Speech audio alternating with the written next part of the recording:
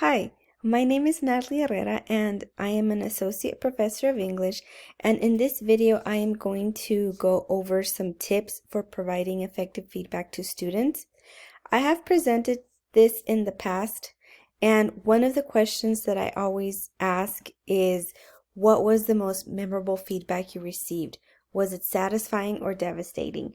And usually whenever we discuss this in person, it lends itself to a lot of great discussion because we tend to remember the feedback that we received, and most of the time we remember the very devastating one. Sometimes we do remember the satisfying feedback, but a lot of the time we tend to remember the feedback that was really devastating and maybe changed us in some way. So the reason why I like to start off with this question is because it really shows how important feedback is. It has the power to stay with a student for a really, really long time. And I think that as instructors, we need to keep that in mind because whenever we provide feedback, we need to realize that students are going to internalize this, and the effects can be positive or negative. So we have to be really careful with how we frame it, what kind of tone we use, and we also have to make sure that it's formative and that it's going to help them in future classes and possibly in their career as well. When trying to provide effective feedback, the first thing that we need to do is we need to look at the purpose of feedback. If we look at research, the research says that we comment for three purposes. The three purposes are to let student writers know whether or not their texts have conveyed their intended meanings, to help students become aware of the questions and concerns of an audience, and to give students a motive for revision. I think that in a nutshell, these do cover the main purpose of feedback, and I do think it's important to have that communication with students where you are the audience and they are the writer, because it makes them aware of the rhetorical choices, and it also makes them aware that there is an active reader on the other side reading their essay. And of course, I think it's important for them to know whether or not their essays have conveyed the intended meaning. However, I do think that the purpose of feedback extends a little bit further than just these three purposes. Obviously, feedback is a huge motive for revision because if we are honest with ourselves, a lot of our students are not going to take it upon themselves and start revising essays. Most of the times they revise because we tell them to, or because it is part of an assignment, or because they need to improve a grade. So in that sense, I do think that feedback is a huge motive for students to revise, and a lot of times it can also serve as a map or some sort of guideline so that they know what they need to revise.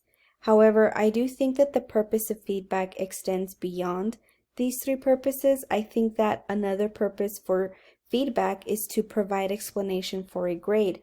A lot of students do not necessarily care about improving their writing, but they do care about their grade. So they want to know why they received a certain grade. And I think that a lot of times our feedback does have to address the grade. And I think that it's okay to do that. And sometimes it is necessary. And I think that we can even take it upon ourselves to not only answer the question, why did you get this grade, but also provide a how in there. So for example, if we say you had a great thesis, however, the paragraphs need to be developed a little bit more. If you say that, you can also go ahead and tell them how. So you can say, provide more details, examples, quotes, facts, etc. to develop this paragraph. So in a way, you're kind of doing both. You're answering the why, but then you're also telling them how. So you're offering a way for them to improve their writing, even though they might not necessarily be looking for that. Another purpose of feedback is to explain concepts, and even though we explain concepts in writing terms while we are in class, providing feedback that explains specific concepts is really helpful because it's almost like you're explaining them in real time, and you can actually point to the paper and say, this is your thesis, however you framed it as a question, and it's not supposed to be a question because it's a statement. So you can actually go ahead and do that and point to the writing and explain the concept as it appears in the writing, which sometimes helps them understand it a bit better. One of the main purposes of feedback, I believe, is to help the student come to terms with their strengths and weaknesses. Many of our students are aware of their weaknesses, but they are not aware of their strengths. So it is important to point out their strengths and to let them know what they are doing well. That way they can also build confidence and address those weaknesses, because if they have the mindset of everything is horrible in this paper, then they might not think it's worth it to even revise it. Another purpose of feedback is to also bridge current performance with future performance. It is important to point out in the feedback if they've progressed as a writer, if this is the third essay they've done and you've seen a lot of improvement. It's important to point that out, not only to build confidence, but to also let them know that writing is a process and they are progressing the more they write. And writing is continuous. It does not end with this course. It actually keeps going. And I think that's a very important mindset to instill in our students, is that they're going to continue to improve as a writer if they keep working on it. So in that sense, I do think that feedback needs to do that. It needs to let them know, look, this is ongoing. This is feedback that you're receiving now, but your progress is ongoing as a writer. So as we can see, the purpose of feedback is very extensive. It not only focuses on the student's choices as a writer, it also focuses on content, writing terms, academic things like grades, but it also focuses on the student as a writer and their process. So with that in mind, feedback again is very important, and it's very important as well to try to make sure that you address all of these areas. Obviously, you're not going to address them all at one time, but throughout the semester, you can go ahead and try to address these things in the feedback that you provide, because it's also important to remember that feedback is not only given in an essay, but you can also provide feedback when you're having conversations with a student, whenever you meet with them through Zoom, or whenever they email you, or if you are teaching in person and you're going around the room and looking at work that they are doing for that class, you can also provide feedback there. So if we look at feedback that way, it is very manageable to cover all of these things in the feedback that we provide during a semester. However, the most common type of feedback that English instructors provide is written commentary. The two most important factors when it comes to written commentary are tone and substance. So in other words, it's very important that we use an appropriate tone, but it's also very important that our feedback actually has substance and can actually be helpful to the student. When it comes to feedback, studies have found that the way it's worded is very powerful, because the way that you word it, the tone that you use, can either involve students or it can have a detrimental effect on their confidence and their motivation. So again, it's very important that you use a positive tone. And I know that when it comes to feedback or constructive criticism, it can be interpreted in a lot of different ways, especially when it is written. So it is important to also try to maybe have a conference with the student, or maybe have a Zoom meeting where you can go over this feedback so that the student is able to understand your tone a little bit better, because sometimes it is difficult to understand tone when you just read it as written commentary. There is also what we call mitigation, which is a form of politeness intended to buffer and mediate the emotional involvement and possible sense of inadequacy related to receiving critical responses to one's writing. So a lot of teachers, what they do is they start off with something positive, and then they go ahead and they provide the areas of weakness or things that students need to work on.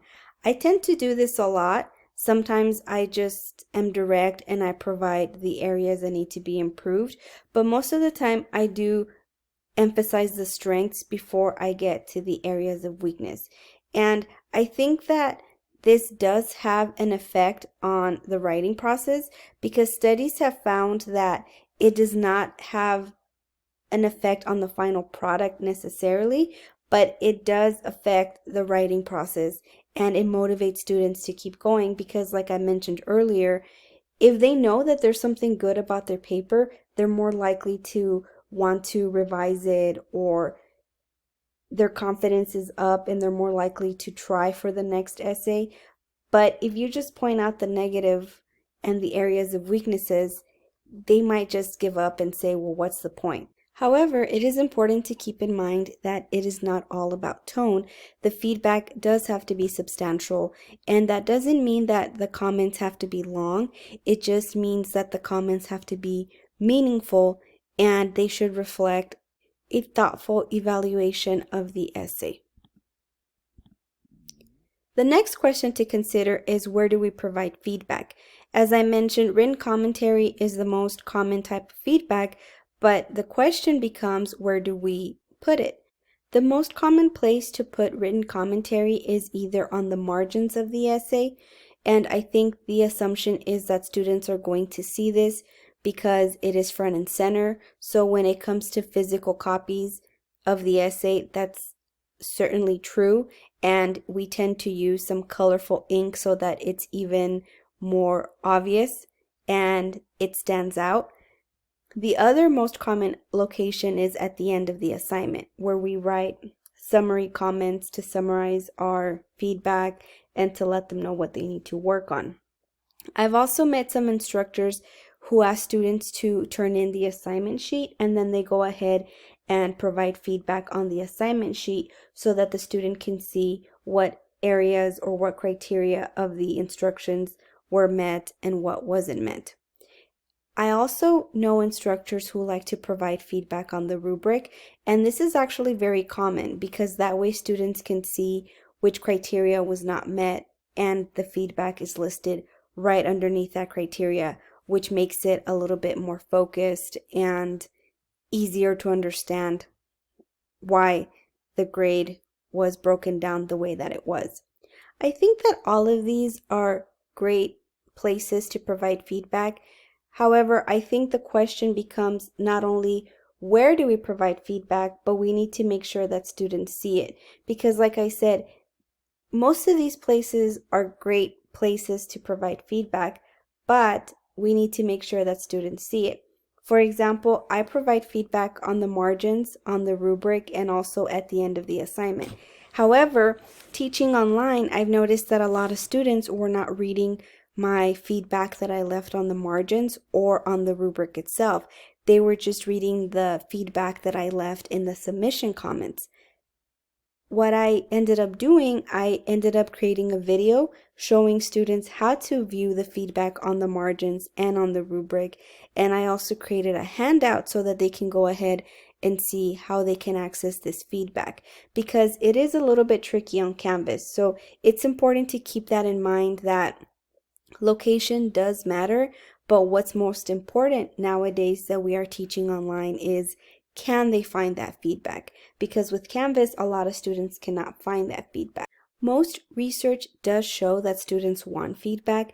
They want to know how they are doing in their writing, but a lot of times they don't read it because they don't understand it, or in the case of online classes, they do not know where to find it or how to access that feedback. So it's something to keep in mind. And also with online teaching, we do have more opportunities to expand on feedback. For example, you can also provide audio feedback, video feedback. I've actually done both, and I've received really positive comments from students. They really liked it. They thought it was easier to understand. However, I don't do that all the time because it is very time consuming.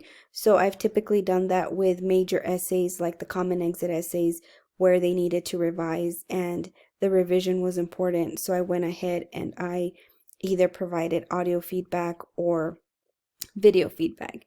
So that's another thing to keep in mind, because I think that now that we're teaching online, the question of where do we provide it has also extend it to what medium do we use for feedback.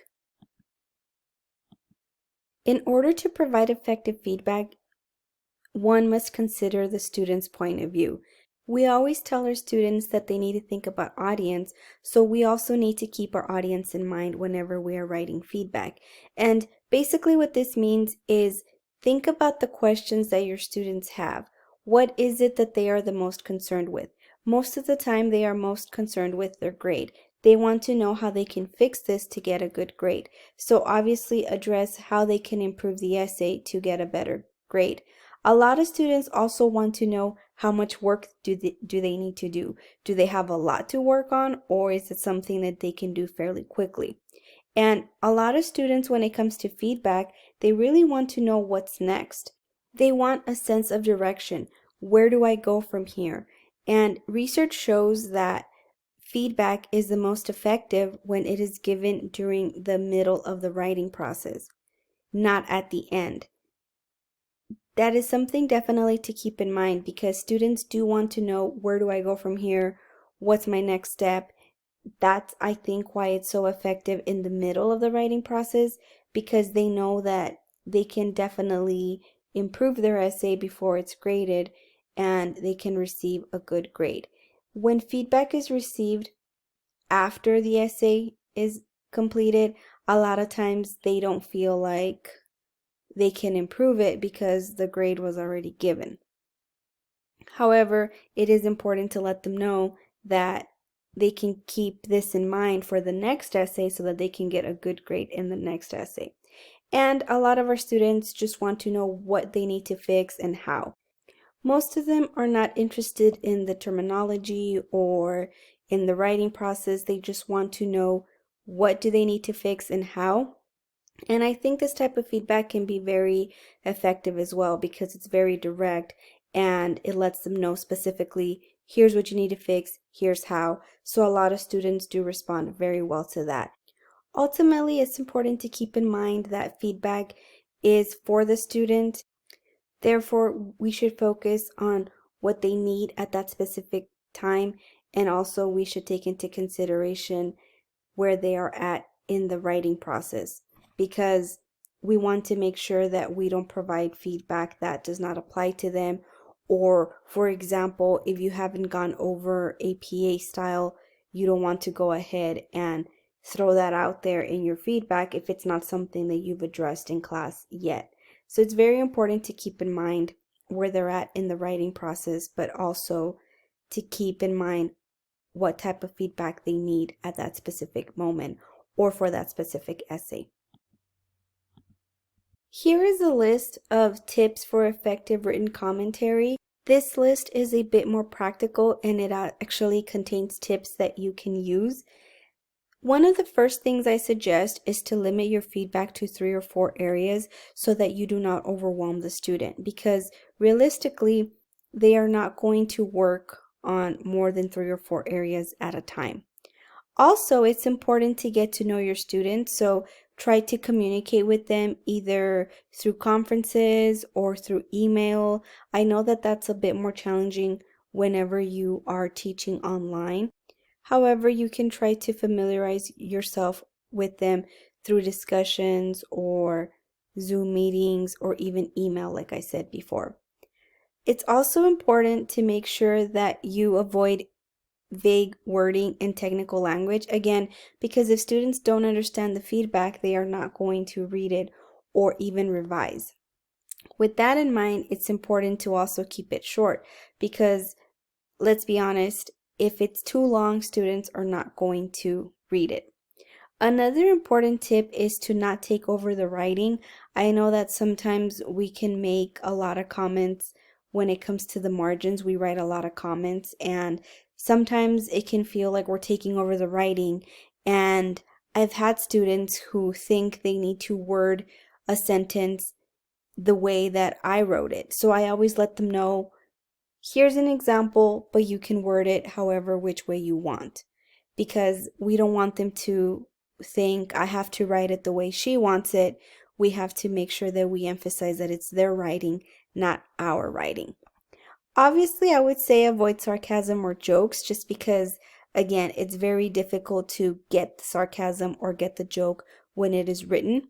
So you don't want to offend your student or make them think that you are joking about their writing ability. So it's best to stay away from that. And I also think it's very important to reread our comments, because sometimes we make mistakes, or sometimes we realize that the tone maybe was not as positive as it should be. So it's very important that we revise our very own comments, just like we tell our students to revise their writing. And obviously, one of the most important tips when it comes to feedback is don't overlook the learning experience. Make sure that you provide feedback that the student can learn from. And again, let them know that this is not a quick fix, or they're not going to improve right away. It's going to take time. And let them know that it's a process, that writing is a process, and it's also a learning experience. And again, I have to emphasize word choice and tone because it is very important to feedback. So try to avoid pronouns. Try to use simple vocabulary. Also, try to not lecture the student through your feedback, because again, if it makes them feel like you're lecturing them or belittling them, they're not going to want to read it. Instead, try to be encouraging, try to be positive, but also be truthful. I really believe that it's important to point out the positives in their paper, but you want to be honest. You want to address the areas that they need to work on. And I think that we are not doing our students any favors if we are not honest with them. Something else to keep in mind is that you do not want to use a tone that tells students what to do, because a lot of people, when they are told what to do, they don't do it. So instead of saying, "You're doing this," I try to express an observation. So I would say something like, "It seems that there is a thesis missing," or I try to offer suggestions such as, "Consider adding a thesis," instead of saying, "Add a thesis," because again, that kind of implies do this, do that. And of course, some people don't like to be told what to do. So I use consider, or I also say perhaps add a thesis, consider adding a thesis, consider condensing this paragraph. I tend to use words like that so that students understand that ultimately revision and utilizing the feedback is a choice. And the last tip that I will go over is avoid generic comments. I think that students want personalized comments, so it is important to take some time. I know that providing feedback is very time consuming, but again, it doesn't have to be long, it just has to be meaningful. I hope this PowerPoint was helpful, and if you have any questions, please don't hesitate to contact me.